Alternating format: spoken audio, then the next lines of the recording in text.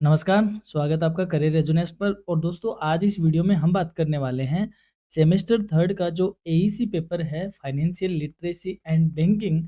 इस पेपर को हम डिस्कस करेंगे और एज यूजुअल अपनी क्लास इंग्लिश और हिंदी मीडियम में रहेगी। तो आज कंप्लीट इस क्लास को हम इसी ही वीडियो में डिस्कस कर लेंगे। ये आपका सिलेबस है, बहुत आसान सा सिलेबस है। यदि आप स्टूडेंट हो बीकॉम के, यानी कि अगर आप कॉमर्स बैकग्राउंड के हो, तो ये पेपर आपके लिए सोने में सुगंध जैसा है, क्योंकि ये पेपर आपने ऑलरेडी अभी रिसेंटली सेकंड सेमेस्टर था आपका, जो उसमें ईएफ में आपने ये पेपर पूरा का पूरा पढ़ा है ऑलमोस्ट, तो वैसा ही पेपर है। और यदि नॉन कॉमर्स कॉमर्स के स्टूडेंट हो तो भी कोई ज़्यादा बड़ी बात नहीं है। ईज़िली हम इस क्लास में इसको डिस्कस करेंगे। तो चलिए शुरू करते हैं यूनिट फर्स्ट के साथ। सबसे पहले बात करते हैं सेविंग्स एंड इन्वेस्टमेंट, यानी कि बचत क्या है और विनियोग या निवेश क्या है। देखो, दोनों ही चीज़ है। हम जैसे मान लो आप महीने के 100 रुपये कमा रहे हो, बहुत कम हो गया क्या? चलो, महीने के आप क्या कर रहे हो, 10,000 रुपये कमा रहे हो, ठीक है? जिसमें से आपके महीने के कितने हज़ार खर्च हो गए? 6,000, ये आपके एक्सपेंसेस हो गए। अब जो ये बचा है 4,000, इसको क्या कहेंगे? सेविंग कहेंगे। इतना सिंपल है।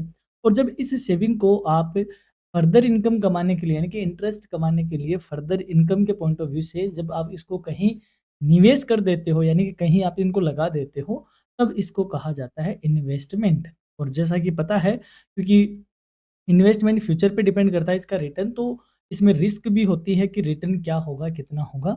तो इन्वेस्टमेंट के साथ रिस्क अलाइड होती है, जबकि सेविंग का मतलब हुआ कि इन 4,000 को आपने क्या किया, अपने बैंक के सेविंग अकाउंट में रख दिया। तो ये सेविंग कही जाएगी। सेविंग अकाउंट में आपका कोई इन्वेस्टमेंट नहीं होता है, एक तरीके से देखा जाए, वो आपकी बचत है। तो समझ लेते हैं बचत और निवेश क्या होता है। Savings refers to the portion of income that is not spent on current consumption and is set aside for future use। यानी कि बचत का अर्थ हुआ आय का वह भाग जो वर्तमान खर्च में उपयोग नहीं किया जाता और भविष्य के लिए सुरक्षित रखा जाता है, बचत कहा जाता है। Investment means putting saved money into financial और real assets with the expectations of earning income और capital appreciation over time। निवेश का अर्थ हुआ कि जो बचाई गई राशि है, यानी कि जो आपकी बचत है, उसको वित्तीय या वास्तविक परिसंपत्तियों में लगाना, ताकि समय के साथ आय या पूंजी में क्या हो सके, वृद्धि प्राप्त हो सके, यानी कि उनसे आपको रिटर्न मिल सके, उसको क्या कहेंगे, इन्वेस्टमेंट। अब बात करते हैं why are savings and investment important, यानी कि बचत और निवेश का महत्व क्यों है। Savings and investment play a crucial role in financial planning and economic stability, यानी कि एक जो इंडिविजुअल है उसके लिए बचत और निवेश की जो वित्तीय योजना है, बचत और निवेश जो वित्तीय योजना वो बनाता है, और जो उसकी जो आर्थिक स्टेबिलिटी है, स्थिरता है, उसमें बचत और निवेश का महत्वपूर्ण रोल होता है। They help individuals meet future needs and emergencies while also contributing to wealth creation, यानी कि ये व्यक्ति को भविष्य की आवश्यकताओं और आपात स्थितियों से निपटने में मदद करते हैं, और साथ ही में संपत्ति निर्माण में क्या होते हैं, सहायक होते हैं। यानी कि इमरजेंसी वगैरह आती है तो किसी भी व्यक्ति के उसकी सेविंग या उसका इन्वेस्टमेंट ही काम आता है। तो इसका मतलब जो फ्यूचर की अनसर्टेनिटीज़ है, जो इमरजेंसीज़ है, उससे निपटने के लिए, और जो उसके आगे फ्यूचर में जो एसेट्स वगैरह वेल्थ अगर वह क्रिएट करना चाहता है, उसमें उसको बचत और निवेश क्या करते हैं, महत्वपूर्ण रोल प्ले करते हैं। बात कर लेते हैं पॉइंट वाइज इंपॉर्टेंस की। It provides financial securities for future uncertainties, यानी कि बचत और निवेश भविष्य की अनिश्चितताओं के लिए वित्तीय सुरक्षा प्रदान करते हैं। Help in achieving short term and long term financial goals, यानी कि अल्पकालीन और दीर्घकालीन वित्तीय लक्ष्यों की प्राप्ति में क्या है, सहायक है। सपोर्ट रिटायरमेंट प्लानिंग, यानी कि सेवानिवृत्ति के बाद की योजना बनाने में भी मदद करते हैं। एनकरेज डिसिप्लिन्ड फाइनेंशियल बिहेवियर, यानी अनुशासित और नियमित वित्तीय व्यवहार को क्या करते हैं, प्रोत्साहित करते हैं। यानी कि जब आप बचत करते हो, निवेश करते हो, तो एक तरीके से आपको डिसिप्लिन में रहना होता है कि इतना ही खर्चा करना है, इससे ज़्यादा नहीं करना है, बाकी को मुझे इन्वेस्ट करना है, बचत करना है। तो एक डिसिप्लिन फाइनेंशियल बिहेवियर इससे बनता है। Contribute to economic growth by providing capital, यानी पूंजी उपलब्ध कराकर आर्थिक विकास में क्या करते हैं, योगदान देते हैं। यानी कि आपने जब सेविंग की या इन्वेस्टमेंट किया, तो कहीं ना कहीं आप इसको क्या करते हो, लगाते हो अपना पैसा। घर पे तो रखते नहीं हो, लगाते हो तो आपका पैसा मार्केट में या इकोनॉमी में सर्कुलेट होता है, और आपके उस सर्कुलेशन से जो कंट्री है अपनी, उसकी इकोनॉमिक ग्रोथ के लिए कई तरीके की कैपिटल फॉर्मेशन होती है। सो हम बचत और निवेश के माध्यम से उसमें भी क्या करते हैं, योगदान देते हैं। अब चलिए बात करते हैं सेविंग और इन्वेस्टमेंट में अंतर क्या है। रिस्क सेविंग में बहुत कम है, जबकि इन्वेस्टमेंट में मॉडरेट टू हाई यानी कि मध्यम से अधिक है। रिटर्न की बात करें, प्रतिफल तो सेविंग में बहुत कम है, यानी कि आपने अगर अपने बैंक के सेविंग अकाउंट में पैसा रखा है तो लगभग 3% ऑन एन एवरेज वहाँ से रिटर्न मिलता है, जबकि इन्वेस्टमेंट का रिटर्न क्या है, ज़्यादा है, यानी हायर पोटेंशियल रिटर्न है। लिक्विडिटी की बात करें यानी तरलता, तरलता का मतलब होता है यदि आपको कैश में चाहिए तो आप अपने सेविंग से तो क्या है कि तुरंत ही आप अपना पैसा विड्रॉ कर लेते हो, यानी कि आपने बैंक में गए या एटीएम पे गए, आपने तुरंत अपना पैसा क्या कर लिया, विड्रॉ कर लिया। लेकिन इन्वेस्टमेंट थोड़ा-सा टाइमिंग लगाता है, यानी कि सेविंग के मामले में इसमें क्या है, थोड़ा-सा टाइम लगता है, यानी कि आप सही टाइम पे अपने फंड को या अपने शेयर को या म्यूचुअल फंड को इधर-उधर बेचोगे, फिर उसका सेटलमेंट होगा, end of the day settlement होने के बाद आपके अकाउंट में पैसा आएगा, तो थोड़ा-सा टाइम इसमें लग जाता है। सेफ्टी की बात करें, सुरक्षित बात करें तो सेविंग आपकी ज़्यादा सुरक्षित है, हाई सेफ्टी ऑफ कैपिटल, यानी कि इसमें आपकी कैपिटल सुरक्षित है, जबकि इन्वेस्टमेंट में थोड़ा-सा फ्लक्चुएशन होता रहता है, उतार-चढ़ाव चलता रहता है। टाइम पीरियड की बात करें तो सेविंग शॉर्ट टर्म को रिप्रेजेंट करती है, जबकि इन्वेस्टमेंट मीडियम टर्म और लॉन्ग टर्म में आपको ज़्यादा बेनिफिशियल फील होते हैं। पर्पज़ या उद्देश्य की बात करें तो saving safety and emergency needs को पूरा करती है, वहीं इन्वेस्टमेंट वेल्थ क्रिएशन यानी कि संपत्ति निर्माण की ओर बढ़ते हैं, या यूँ कहें निर्माण की बात करते हैं। एग्जाम्पल्स की बात करें तो सेविंग आपके सेविंग अकाउंट में होती है, आपके फिक्स डिपॉजिट अकाउंट में होती है, वो आपकी सेविंग कही जाती है। वहीं इन्वेस्टमेंट जैसे आपने शेयर मार्केट में पैसा लगा रखा है, म्यूचुअल फंड में आप इन्वेस्ट कर रहे हो, बॉन्ड में फंड इन्वेस्ट कर रहे हो, तो वो आपका क्या कहा जाता है, इन्वेस्टमेंट कहा जाता है। चलिए अब बात करते हैं पावर ऑफ कंपाउंडिंग, यानी कि छोटी क्लास में हमने इंटरेस्ट पढ़े थे ना, simple interest and compounding interest, यानी कि साधारण ब्याज ब्याज और चक्रवृद्धि ब्याज। तो चक्रवृद्धि का मतलब क्या होता है, देखो कंपाउंडिंग का मतलब होता है आज आपने 100 रुपये दिए, मान लो लगाए आपने कहीं भी, और इस पे एक साल में 10% की इंटरेस्ट के साथ ये कितने बन गए, 110। तो अगली बार जब इन पे रिटर्न कैलकुलेट होगा तो पूरे 110 पे होगा, यानी कि जो इंटरेस्ट का पैसा था वो भी अब आपका क्या हो गया, एक तरीके से इन्वेस्टमेंट अमाउंट हो गई। तो इसको बोलते हैं कंपाउंडिंग, यानी कि ब्याज पर ब्याज लगना।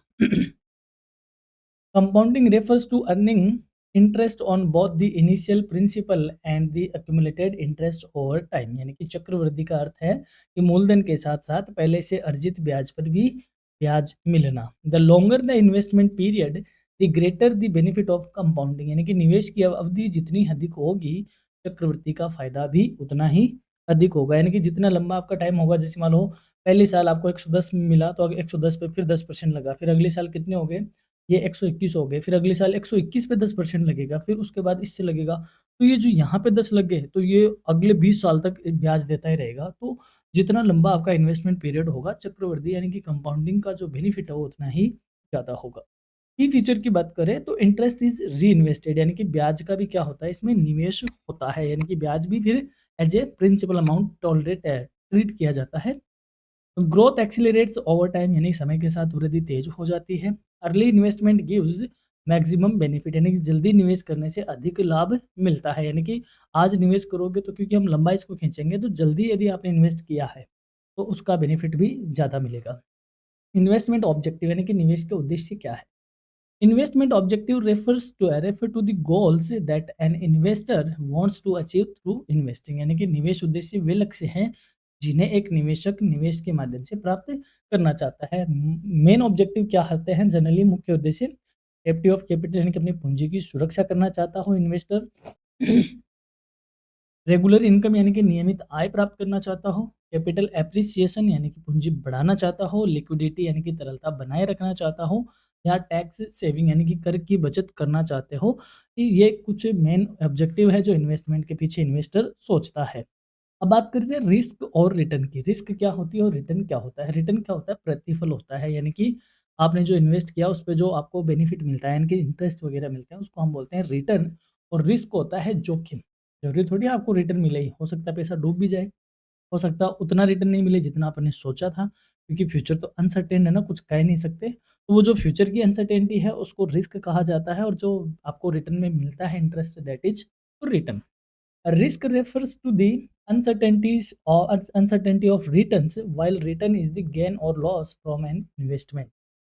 जोखिम का अर्थ है प्रतिफल में अनिश्चितता, जबकि प्रतिफल निवेश से होने वाले लाभ या हानि को कहा जाता है। Generally high risk is associate with higher potential returns, यानी कि सामान्यतया अधिक जोखिम के साथ अधिक प्रतिफल की संभावना होती है, यानी कि रिस्क यदि ज़्यादा है तो डेफ़िनेटली रिटर्न भी ज़्यादा ही होता है जनरली, रिस्क कम है तो रिटर्न भी क्या है कम। जैसे मान लो आप गवर्नमेंट सिक्योरिटीज़ में इन्वेस्टमेंट करते हो तो गवर्नमेंट सिक्योरिटीज़ का ये है कि वह पैसा डूबता नहीं इसका मतलब रिस्क कम है, तो सिंपल सी बात है उसमें रिटर्न भी क्या है कम है। वहीं आप कहीं कॉर्पोरेट में इन्वेस्ट करते हो तो उसमें रिटर्न रिस्क क्या है ज़्यादा है, तो जब उसमें रिटर्न मिलता है वो भी क्या मिलता है ज़्यादा ही मिलता है। अब बात करते हैं effects of inflation on investment, यानी इन्फ्लेशन का मतलब होता है मुद्रास्फीति। हिंदी में दूसरा इसका नाम होता है दैट इज़ महँगाई। तो इन्फ्लेशन और इन्वेस्टमेंट में अच्छा इन्फ्लेशन का इन्वेस्टमेंट पे क्या असर होता है? देखो हर साल अपन मान ले चलो कि फॉर एग्ज़ाम्पल मैं एक आपको एग्ज़ाम्पल दूँ कि हर साल महँगाई कितनी परसेंट बढ़ रही है? 10%, यानी कि इन्फ्लेशन रेट 10% है। तो आज आप कहीं ₹100 इन्वेस्ट कर रहे हो, तो अगली साल आपको मिनिमम कितना रिटर्न कमाना होगा इस पे? 10% तो मिनिमम करवाना होगा जो कि क्या है? इन्फ्लेशन है।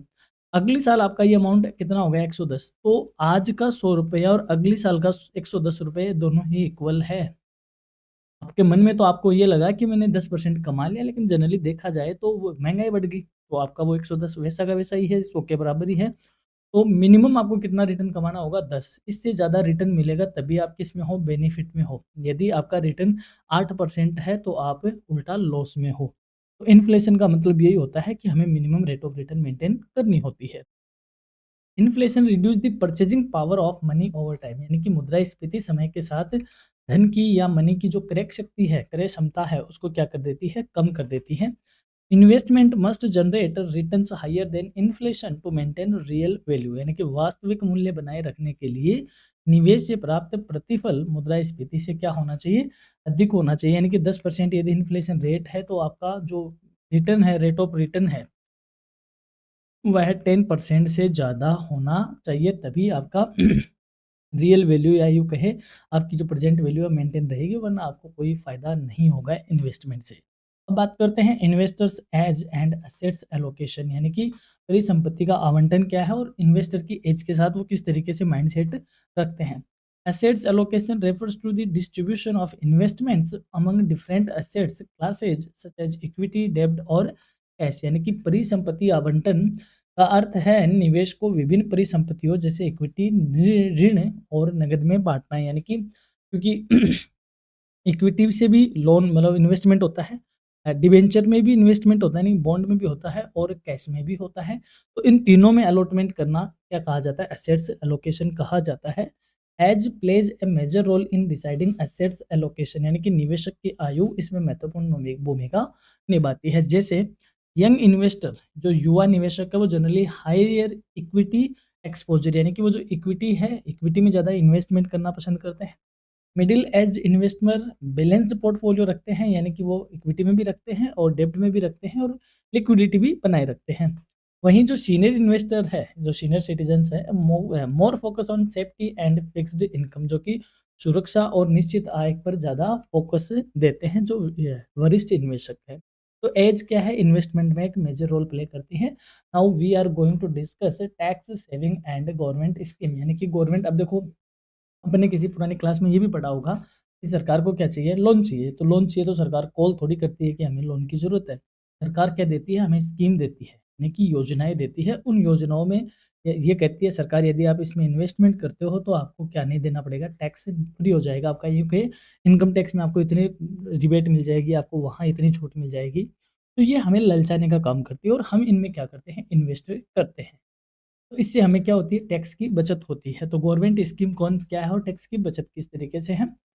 Government supported tax savings scheme encourage saving and provide tax benefits under the income tax act, यानी कि सरकार द्वारा समर्थित कर बचत योजनाएं बचत को प्रोत्साहित करती है और आयकर अधिनियम के अंतर्गत कर लाभ प्रदान करती है। यानी कि इनमें जब हम इन्वेस्ट करते हैं तो इनकम टैक्स के अंडर हमें क्या मिलती है? कई तरीके की रिबेट मिलती है। मेजर स्कीम की बात कर लेते हैं, ऐसी कौन सी योजनाएं हैं? नेशनल सेविंग्स सर्टिफिकेट यानी एनएससी, यानी राष्ट्रीय बचत पत्र। पब्लिक प्रोविडेंट फंड यानी पीपीपी, यानी जिसमें अगर आप इन्वेस्ट करते हो तो आपको वो जो इन्वेस्टेड अमाउंट है उतने पर आपको इनकम टैक्स नहीं देना होता है। पोस्ट ऑफिस सेविंग स्कीम्स यानी कि डाकघर बचत योजनाएं। Equity linked saving schemes. National pension system, तो ये वो सारी स्कीम्स है जिनमें टैक्स की सेविंग भी होती है और ये गवर्नमेंट सपोर्टेड स्कीम होती है। अब बात करते हैं रिटायरमेंट बेनिफिट स्कीम, जिसको हम क्या बोलते हैं, एनपीएस, न्यू पेंशन सिस्टम। हम कहते हैं ना कि जैसे सरकारी कर्मचारी होता है, रिटायरमेंट के बाद उसको क्या मिलती है, पेंशन मिलती है। तो पेंशन इसका मतलब ये तो नहीं सरकार उसको देती है। उसकी जब भी सेवा जो ड्यूरेशन था, तो उसका हर महीने क्या हो रहा था, उसमें कंट्रीब्यूशन हो रहा था, या यूँ कहे उसमें उसका इन्वेस्टमेंट हो रहा था, और बाद में उसी फंड में से उसको क्या मिलती है, पेंशन मिलती है।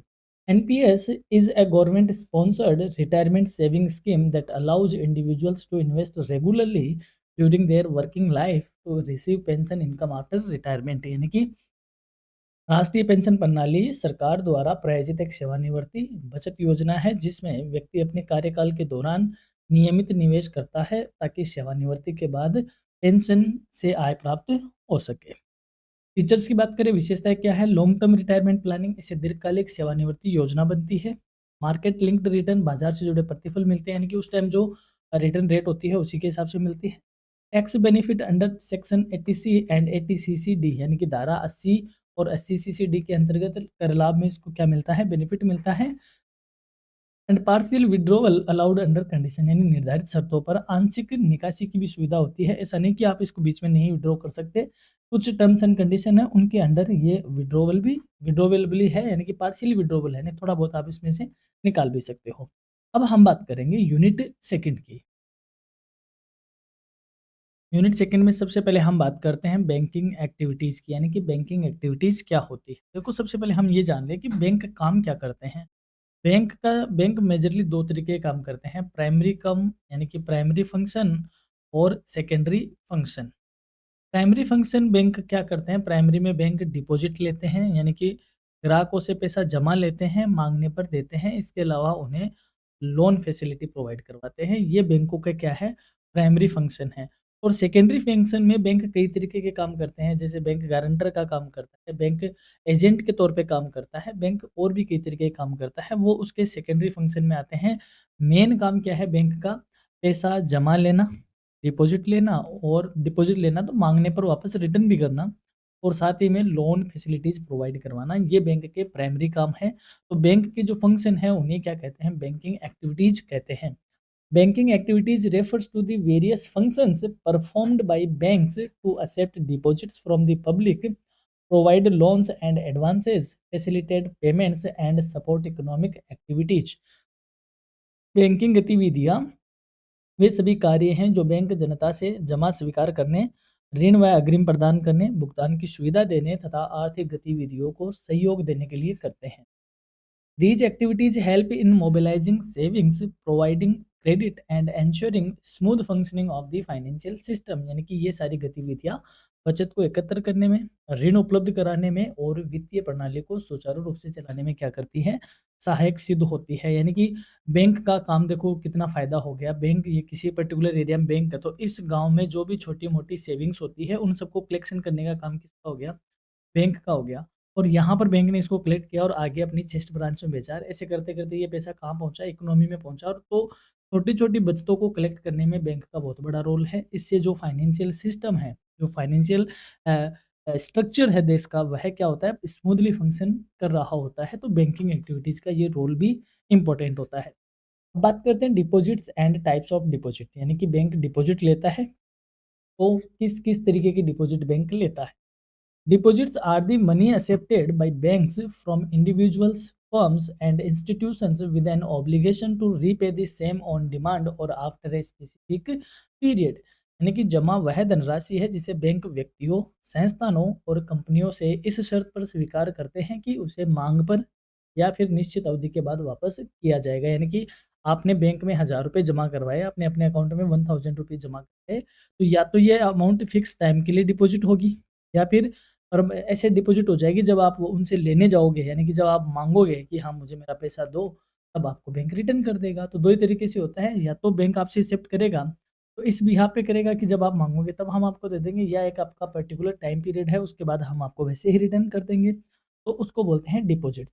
Deposits from the primary source of funds are bank, यानी कि जमा बैंक के लिए धन का मुख्य स्रोत है, यानी कि बैंक के पास जो पैसा आता है, वो पैसे का मेन सोर्स क्या है? ग्राहकों से डिपॉजिट लेना।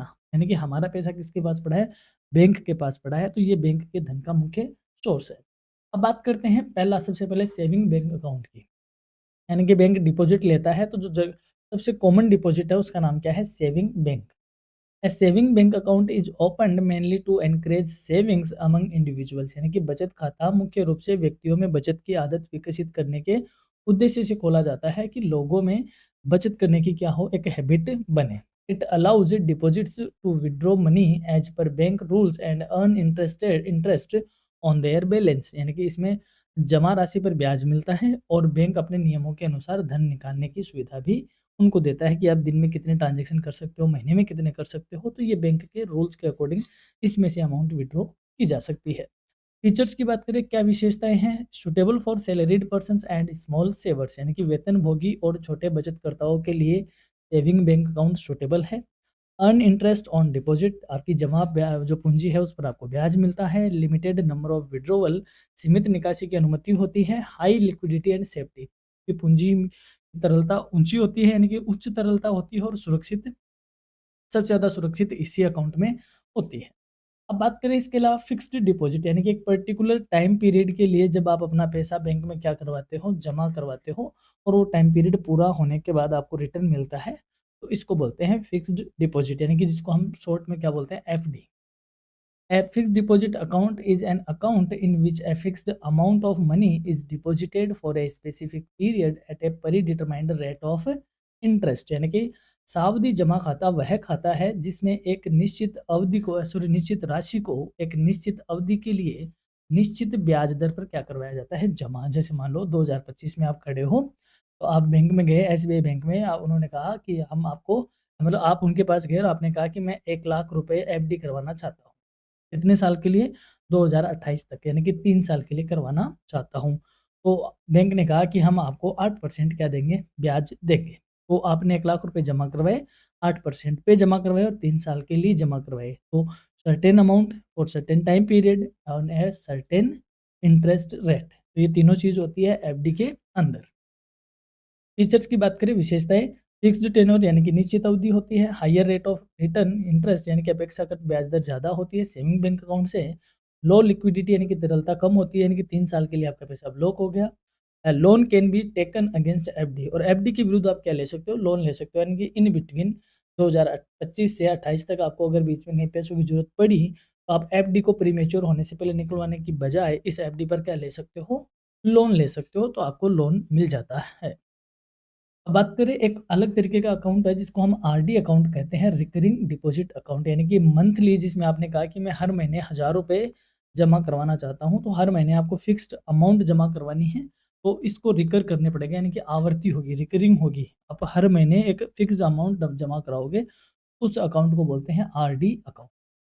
A recurring deposit account is a deposit scheme in which a fixed amount is deposited regularly for a specific period, यानी कि आवर्ती जमा खाता वह योजना है जिसमें खाता धारक एक निश्चित अवधि तक हर महीने एक निश्चित राशि क्या करता है, जमा करवाता है। फीचर क्या है इस विशेषता? एनकरेजेज रेगुलर सेविंग, ये हमारे नियमित बचत को प्रोत्साहित करता है। Suitable for low income group, यानी जिनकी आय वर्ग कम होती है, जिनकी आय उन वर्गों के लिए उपयुक्त है। फिक्स्ड इंटरेस्ट रेट, इसमें निश्चित ब्याज दर होती है। और lump sum amount received at maturity, यानी कि जब ये मैच्योर हो जाती है, जनरली 5 साल के लिए होती है, 60 महीने का, तो जब ये मैच्योर हो जाती है तो हमें एक लमसम अमाउंट यानी एकमुश्त राशि इसकी मिलती है विद इंटरेस्ट। अब बात करते हैं अगले अकाउंट की, अगली, that is special term deposit scheme. Special यानी कि विशेष जमा योजनाएं जिनको बोलते हैं। Special term deposit schemes are customised deposit schemes introduced by bank to meet specific customer needs such as tax saving deposits, senior citizen deposits and children's deposit scheme, यानी कि विशेष सावधि जमा योजनाएं वे योजनाएं हैं जो कि बैंक विशेष ग्राहकों की आवश्यकताओं को ध्यान में रखकर शुरू करती है, जैसे कि कर बचत योजना, यानी कि आप अपना इनकम टैक्स बचाना चाहते हो, तो बैंक आपको कोई ऐसी स्कीम देगी, उस स्कीम में अगर आप पैसा जमा करवाते हो तो आप पर टैक्स नहीं लगेगा। जैसे वरिष्ठ नागरिक योजना, यानी कि जो आप अगर सीनियर सिटीजन हो तो आपको इस स्कीम में अगर आप इन्वेस्ट करते हो तो वहाँ भी आपको एक अलग बेनिफिट मिलते हैं। वहीं चिल्ड्रन डिपॉजिट होता है, यानी कि बच्चों का भी डिपॉजिट स्कीमें होती है, उनमें भी इन्वेस्टमेंट करने से भी बेनिफिट मिलता है, उनको बोलते हैं स्पेशल टर्म डिपॉजिट स्कीम। विशेषताएँ क्या हैं? Special benefits like tax exemption यानी कि कर छूट जैसी विशेष सुविधा मिलती है। Higher interest for senior citizen, वरिष्ठ नागरिकों के लिए अधिक ब्याज मिलता है। फिक्स्ड लॉक इन पीरियड यानी कि निश्चित लॉक इन अवधि होती है। टारगेट स्पेसिफिक कस्टमर यानी कि विशिष्ट वर्ग के ग्राहकों को टारगेट इसमें किया जाता है या उन ग्राहकों के लिए ये स्पेशल होती है। अब बात करते हैं लोन की। लोन क्या है और लोन के टाइप क्या-क्या है जो कि बैंक वगैरह देते हैं। Loans are funds provided by banks to borrowers with obligation to repay along with interest यानी कि ऋण वह धनराशि है जो कि बैंक उधारकर्ताओं को ब्याज सहित वापस करने की शर्त पे क्या करता है, उधार देता है। यानी कि बैंक से आपने 1 लाख रुपए उधार लिए, तो इस पर आपको क्या देना होगा, ब्याज देना होगा। तो ब्याज देने की शर्त पर बैंक आपको क्या देता है, उधार देता है। उस सुविधा को या उस फंड को क्या कहते हैं, लोन के नाम से जानते हैं। टाइप्स ऑफ लोन यानी कि ऋण के प्रकार क्या है? पर्सनल लोन यानी जिसको व्यक्तिगत ऋण बोलते हैं, होम लोन यानी गृह ऋण होता है, एजुकेशन लोन यानी शिक्षा ऋण होता है, व्हीकल लोन यानी वाहन लोन ऋण होता है, एग्रीकल्चर लोन यानी कृषि ऋण होता है, बिजनेस लोन यानी कि व्यवसाय के लिए ऋण होता है। तो इस तरीके के कई तरीके के लोन के क्या होते हैं, प्रकार होते हैं। अब बात करते हैं बैंक के सेकेंडरी फंक्शन की। अभी तक हम जो बात कर रहे थे वो बैंक के कौन से फंक्शन हैं? प्राइमरी फंक्शन है जिसमें बैंक डिपॉजिट लेता है और क्या देता है, लोन और एडवांस देता है। अब बात करते हैं दूसरी तरीके की यानी कि द्वितीयक कार्य। Secondary functions are ancillary services provided by banks apart from accepting deposits and granting loan यानी कि द्वितीयक कार्य वे सहायक सेवाएं हैं जो बैंक अपने मुख्य कार्यों के अतिरिक्त क्या करते हैं, प्रदान करते हैं। यानी कि जमा करने और लोन देने के अलावा बैंक क्या काम करते हैं, वो सारे काम सेकेंडरी काम कहे जाते हैं। इनमें क्या क्या काम आते हैं, जैसे एजेंसी सर्विस यानी कि एजेंट बनकर काम करना। जैसे आपके बिहाफ पे बैंक आपका चेक कलेक्ट करता है, आपका डिविडेंड कलेक्ट करता है, आपके लिए इंटरेस्ट कलेक्ट करता है, आपके लिए कमीशन कलेक्ट करता है, तो इसको क्या बोलते हैं, एजेंसी सर्विस बोलते हैं। इसके अलावा जैसे आपने बैंक में ऑटो पे कर रखा है कि आपका बिजली का बिल अपने आप पे हो जाए, तो ये भी एजेंसी सर्विस का काम होता है। यूटिलिटी सर्विस जैसे बैंक आपको लॉकर फैसिलिटी देता है, बैंक ने आपको एटीएम फैसिलिटी दी, इंटरनेट बैंकिंग फैसिलिटी दी, तो ये उपयोगिता सेवाएं कही जाती है। क्रेडिट क्रिएशन यानी कि ऋण सर्जन यानी बैंक क्रेडिट क्रिएशन का काम करता है। उधार से उधार देने का काम होता है। यानी कि जो पेमेंट आया बैंक के पास, जो पैसा आया, उसको अलग-अलग चैनलाइज़ करना या उसको उधार देना, उसको एज़ ए लोन क्रिएट करके क्रेडिट क्रिएट करना। Issuing letter of credit and guarantee है, प्रत्याभूति पत्र देता है और गारंटी पत्र भी क्या करता है, जारी करता है। अब बात करते हैं banking structure in India. Bharat में बैंकों का ढांचा किस तरह का है? यानी भारत में सबसे टॉप में कौन-सा बैंक है भई? आरबीआई है जो कि भारत का सेंट्रल बैंक कहा जाता है। उसके अलावा फिर आरबीआई के अंडर कमर्शियल बैंक भी आते हैं, कोऑपरेटिव बैंक भी आते हैं, रीजनल बैंक आते हैं, डेवलपमेंट बैंक आते हैं। तो भारत में जो बैंकिंग स्ट्रक्चर है, उसको जान लेते हैं। The banking structure in India refers to the organised framework of different types of banks operating under regulatory supervision to meet the financial needs of the economy। यानी कि भारत की बैंकिंग संरचना से तात्पर्य विभिन्न प्रकार के बैंकों की उस संगठित व्यवस्था से है जो कि अर्थव्यवस्था की वित्तीय आवश्यकताओं को क्या करती है, पूरा करती है। तो उस बैंकिंग संरचना को हम बैंकिंग स्ट्रक्चर के नाम से जानते हैं। स्ट्रक्चर इंक्लूड इसमें क्या क्या होता है, आरबीआई जो कि बैंकों का बैंक कहा जाता है, bank to the last resort कहा जाता है। तो आरबीआई देश का सेंट्रल बैंक है। कमर्शियल बैंक यानी कि वाणिज्यिक बैंक, कोऑपरेटिव बैंक यानी कि सहकारी बैंकों का जो स्ट्रक्चर है वो पिरामिडिकल होता है।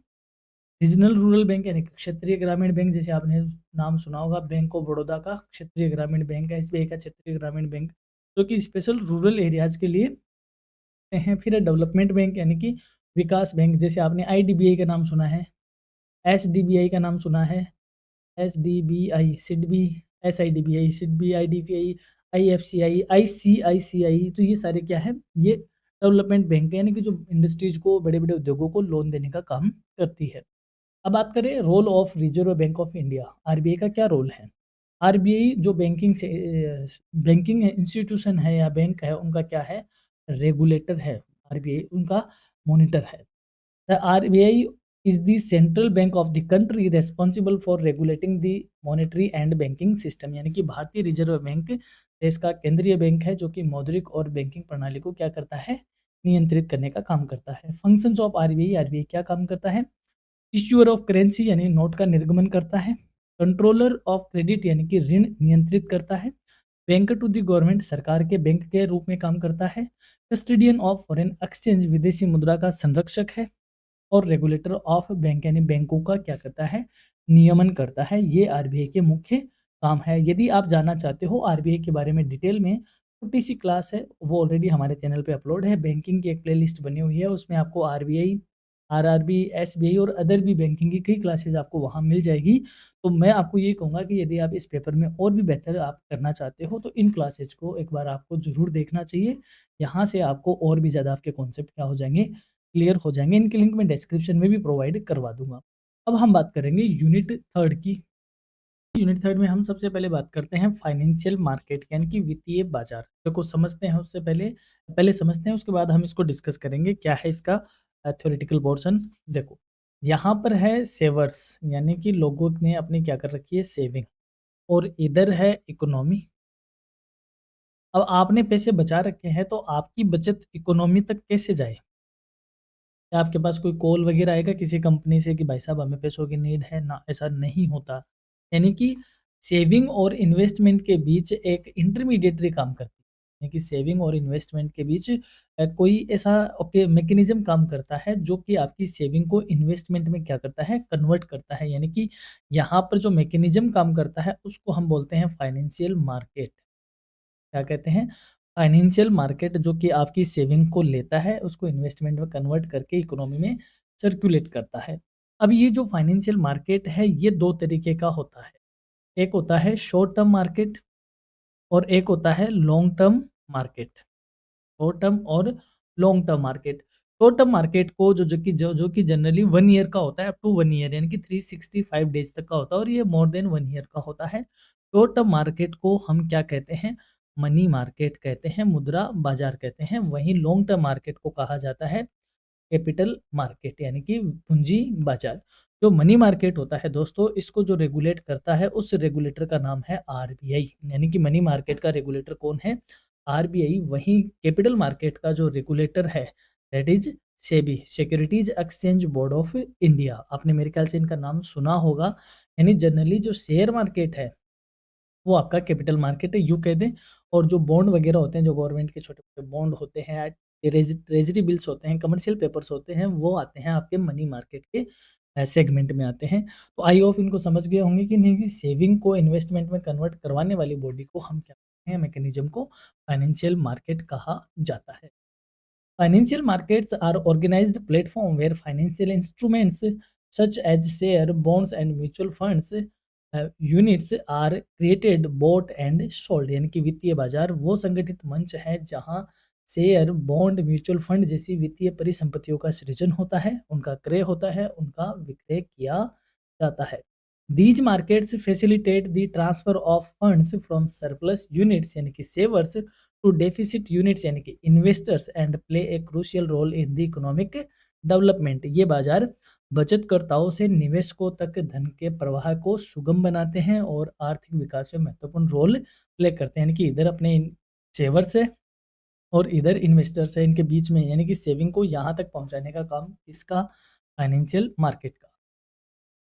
अब बात करते हैं इसके सबसे पहले कैपिटल मार्केट यानी कि पूंजी बाजार। The capital market deals with long term funds and securities having maturity of more than 1 year. यानी कि पूंजी बाजार दीर्घकालीन निधियों और उन प्रतिभूतियों से संबंधित होता है जिनकी परिपक्वता अवधि 1 वर्ष से क्या होती है, ज़्यादा। अभी हमने कहा मोर देन 1 ईयर का जो मार्केट होता है that is capital market. It helps companies and governments raise capital for expansion and development। ये कंपनियों को और सरकार को विस्तार के लिए एवं विकास के लिए पूंजी जुटाने में क्या करता है, मदद करता है। यानी कि जब जैसे मान लो कोई कंपनी लिस्टेड हो रही है तो कंपनी को जो पैसा होता है वो अलग अलग तरीके से कंपनी पूरा करती है। जैसे इक्विटी इक्विटी से पूरा करती है, प्रेफरेंस शेयर से पूरा करती है, लोन लेकर डिबेंचर इशू करके करती है, या फिर अपनी रिटेन अर्निंग से भी करती है। तो ये सारे जो इंस्ट्रूमेंट है ये सारे किसके हैं, कैपिटल मार्केट हैं, क्योंकि कंपनी को लॉन्ग टर्म के लिए पैसा चाहिए होता है। वहीं गवर्नमेंट बॉन्ड्स भी देती है। कैपिटल मार्केट के इंस्ट्रूमेंट कौन से होते हैं, जैसे अभी हमने बात करी, इक्विटी शेयर्स होते हैं, प्रेफरेंस शेयर होते हैं, डिबेंचर्स होते हैं, म्यूचुअल फंड वगैरह होते हैं। ये सारे कैपिटल मार्केट के इंस्ट्रूमेंट होते हैं। इन्वेस्टर इनमें अलग अलग में जो सा उनका इंटरेस्ट होता है उस हिसाब से वह क्या करता है, इन्वेस्ट करता है।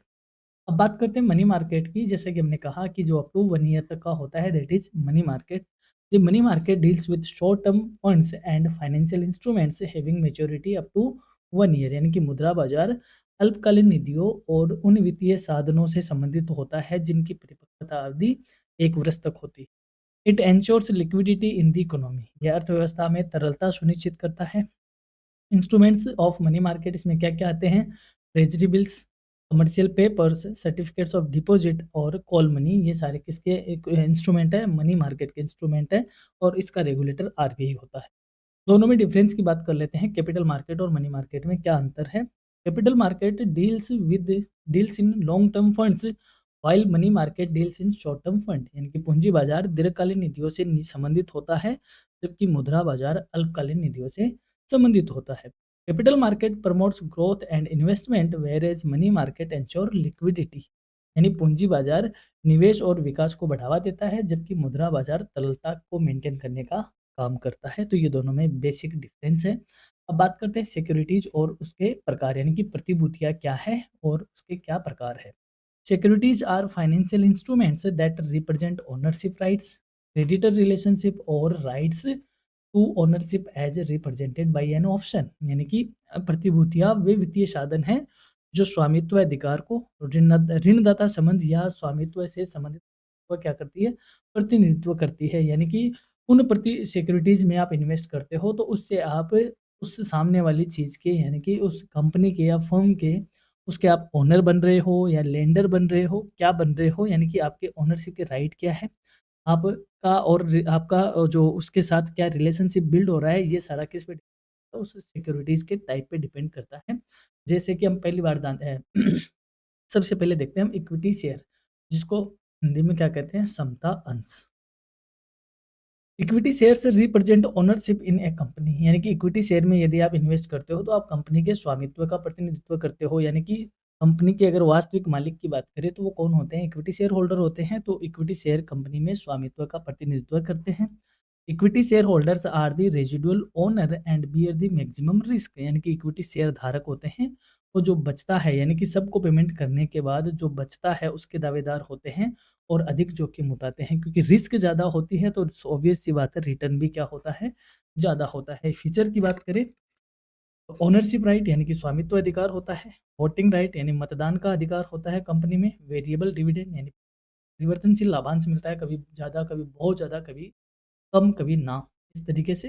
High risk and high return, उच्च जोखिम होती है और उच्च प्रतिफल भी इनको प्राप्त होता है।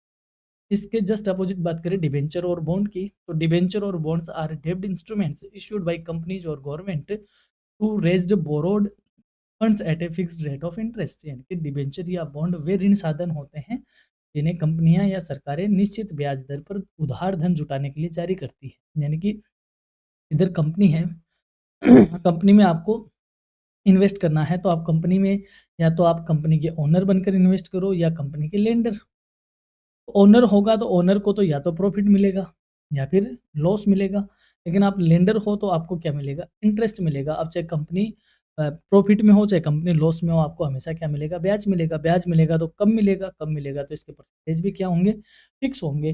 तो जो ऐसे इन्वेस्टर होते हैं जो कम रिस्क उठाना चाहते हैं और एक फिक्स्ड इनकम प्राप्त करना चाहते हैं, वो इन डिबेंचर में क्या करते हैं? इशू करते हैं। फीचर्स की बात कर लेते हैं। फिक्स्ड रेट ऑफ इंटरेस्ट, ब्याज की निश्चित दर होती है। फिक्स्ड मैच्योरिटी पीरियड, यानी कि परिपक्वता अवधि फिक्स होती है।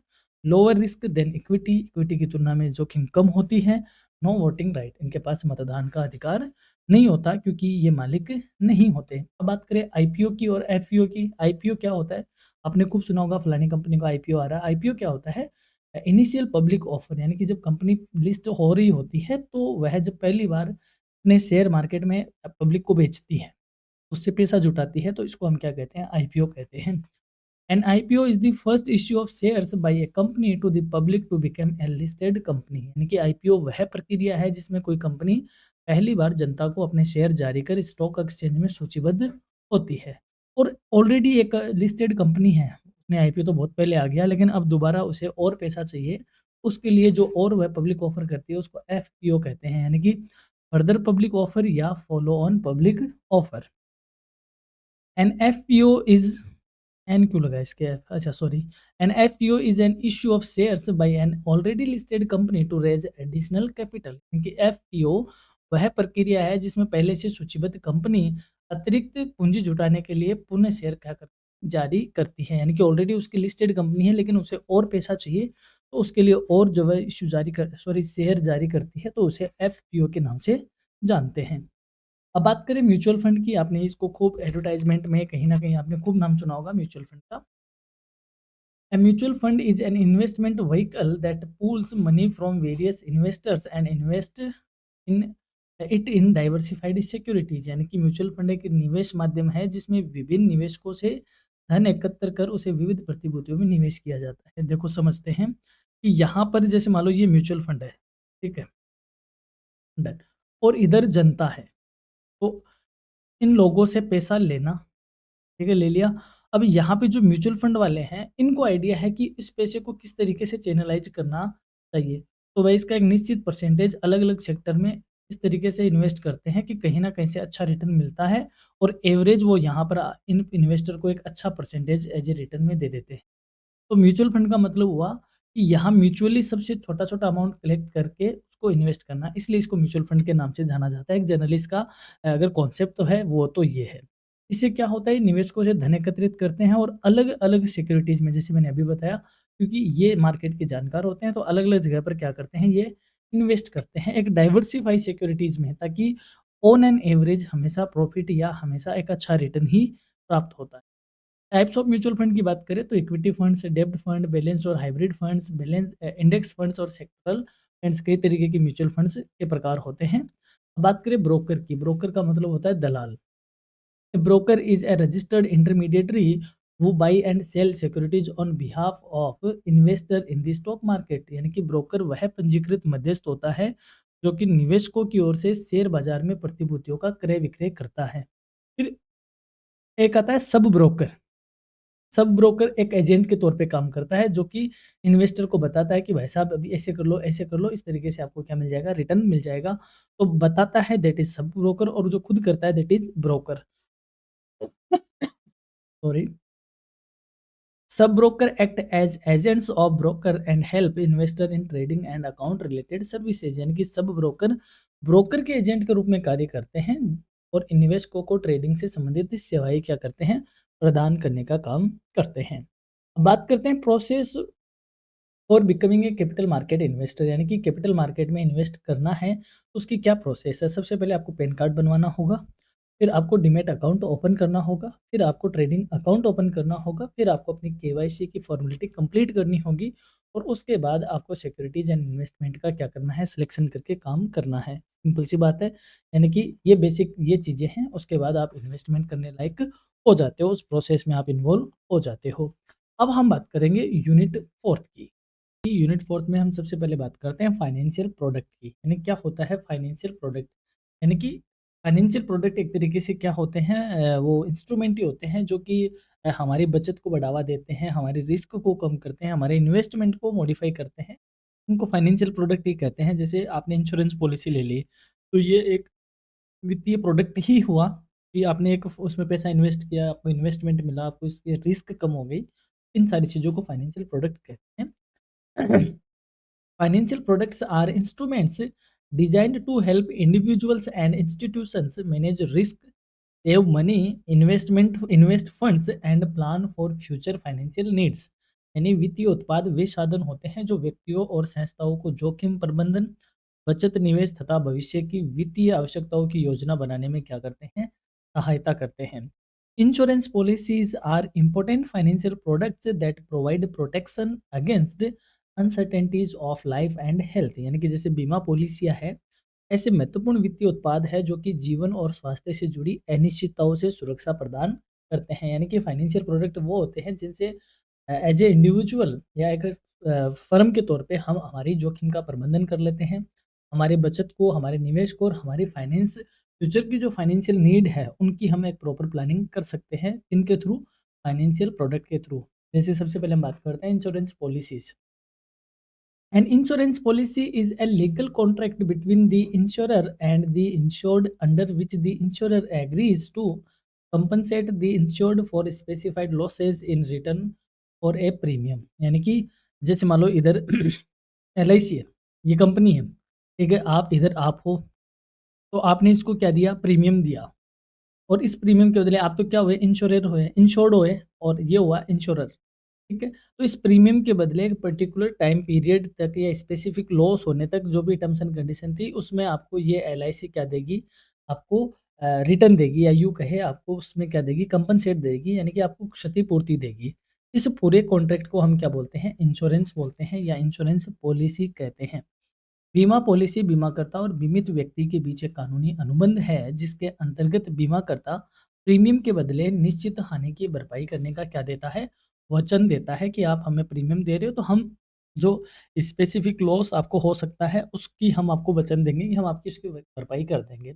जैसे लाइफ इंश्योरेंस है, लाइफ इंश्योरेंस में जैसे ए नाम का व्यक्ति है, इसने अपना लाइफ इंश्योरेंस करवाया, कितने साल का, 20 साल का। तो इन 20 साल में यदि इस 20 साल से पहले एक की क्या हो जाती है, मौत हो जाती है, तो एक के द्वारा बताए हुए नॉमिनी को वो इंश्योर्ड अमाउंट है वो पे कर दी जाती है। यदि यह इन 20 सालों में ज़िंदा रह जाता है, यानी कि इनकी मौत नहीं होती है, तो वो जो पैसा इन्होंने कंपनी को दिया है वो विद रिटर्न, जो भी कंडीशंस होती हैं, जो भी टर्म एंड कंडीशन होती है, उनके अंडर वह क्या हो जाता है, इनको मिल जाता है।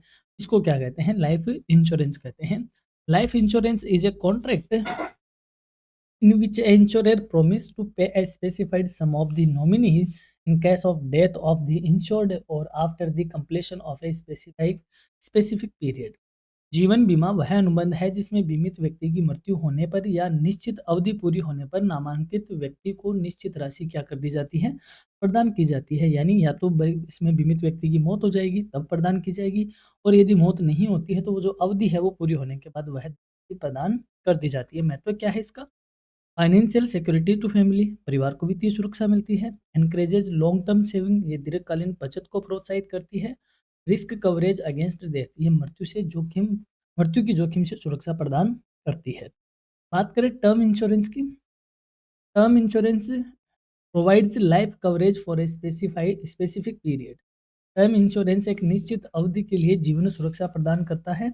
In case of death during the policy term the sum assured is paid to the nominee, यानी कि पॉलिसी अवधि के दौरान मौत होने पर नामांकित व्यक्ति को बीमा राशि प्रदान कर दी जाती है। फीचर की बात करें तो लो प्रीमियम, इसका प्रीमियम कम है। हाई सम एश्योर्ड यानी अधिक राशि, अधिक बीमा राशि है।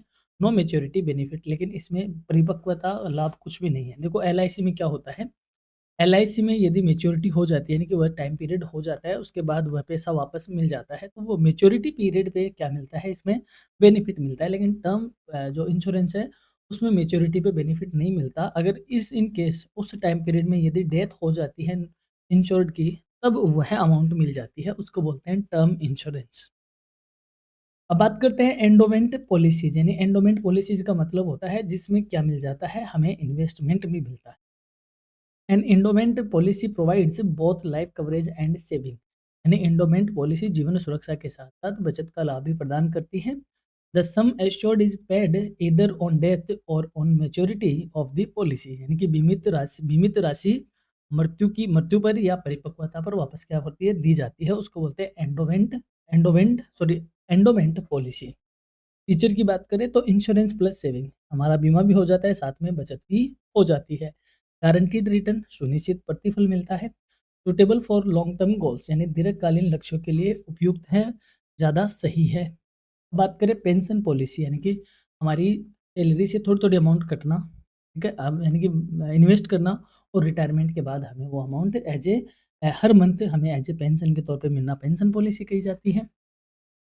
Pension policies are design to provide regular income after retirement, यानी कि पेंशन पॉलिसियाँ सेवानिवृत्ति के बाद नियमित आय प्रदान करने के उद्देश्य से बनाई जाती है। During the policy term the insured contribute money which is later converted into pension, यानी कि पॉलिसी अवधि में जमा की गई राशि बाद में पेंशन में क्या कर दी जाती है, परिवर्तित कर दी जाती है। यानी कि इसमें यह होता है कि जैसे मान लो आप 10 साल तक पर्टिकुलर अमाउंट पे करो और आपको रिटायरमेंट के बाद पेंशन मिलेगी, तो जो आपने यहाँ पेमेंट किया, कि जो आपने यहाँ पे प्रीमियम दिया, वही बाद में आपकी पेंशन में क्या हो जाता है, कन्वर्ट हो जाता है। इम्पोर्टेंस क्या है, फाइनेंशियल इंडिपेंडेंस आफ्टर रिटायरमेंट यानी सेवानिवृत्ति के बाद वित्तीय स्वतंत्रता मिल जाती है। रेगुलर इनकम सोर्स नियमित आय का स्रोत बनता है। लॉन्ग टर्म फाइनेंशियल प्लानिंग यानी कि दीर्घकालीन वित्तीय योजना बना पाते हो, यानी कि आज जैसे आप 20 साल के हो तो आज अगर आप 20 से 35 साल तक यानी कि 15 साल तक आप पेंशन के लिए प्रीमियम दो, और जैसे आप 60 साल के होंगे उसके बाद आपको ये प्रीमियम पेंशन के तौर पे मिलना स्टार्ट हो जाएगा। तो आपने बहुत ही लॉन्ग टर्म की क्या बना ली, एक प्लानिंग तैयार कर ली। बात करते हैं यूलिप की यानी कि यूनिट लिंक्ड इंश्योरेंस प्लान जिसमें जैसे मान लो आपका एक इंश्योरेंस भी होता है और जो एक्स्ट्रा अमाउंट होती है वो आपका इन्वेस्टमेंट में चला जाता है, तो इसको यूलिप बोलते हैं।